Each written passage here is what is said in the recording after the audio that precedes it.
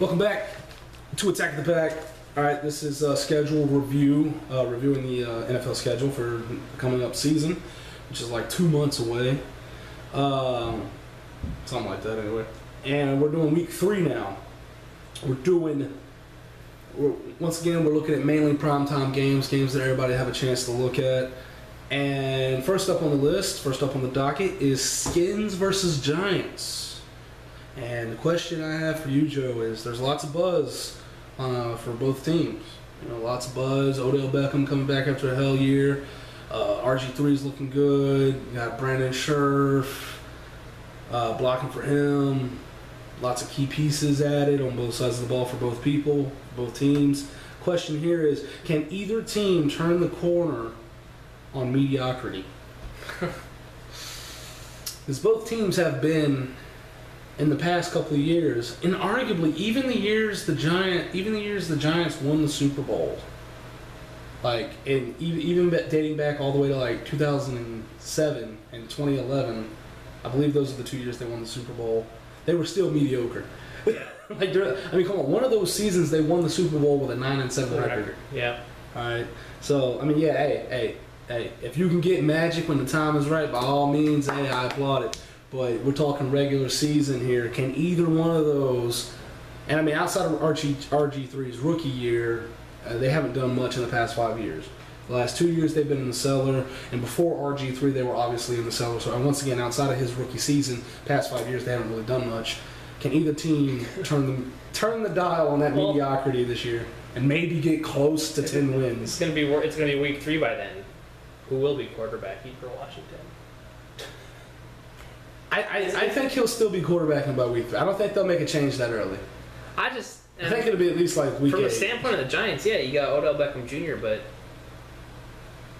come on, has Eli Manning, Randall, Victor Cruz? Yeah, with those weapons, man, Eli still has never had a stellar season. Yeah. You know what he has been stellar at? Turnovers. Yeah. I mean, the fact that he has 2 Super Bowl rings. And that just goes to show you, football is a team sport. I don't know. I don't see them turning the corner and being some. Eat my words based on the 2007 and 2011 season, but you got Eli at the helm. Yeah.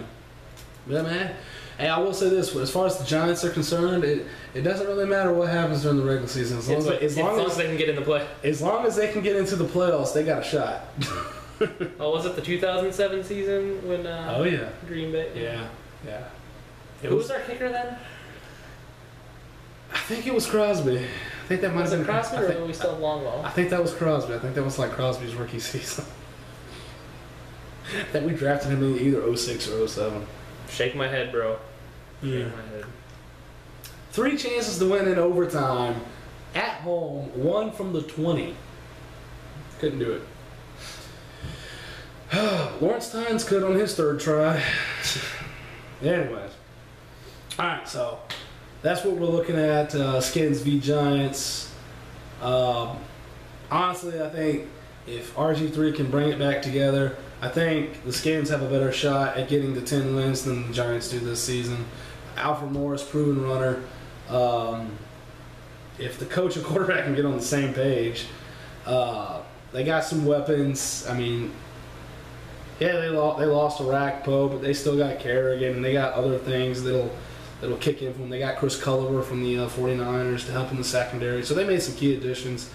And although the Giants have also made some key additions, and they arguably have a more solid receiving core with Victor Cruz, Ruben Randall, Odell Beckham Jr. versus Deshaun Jackson and Jordan Reed at tight end, and Pierre Garçon and all those guys.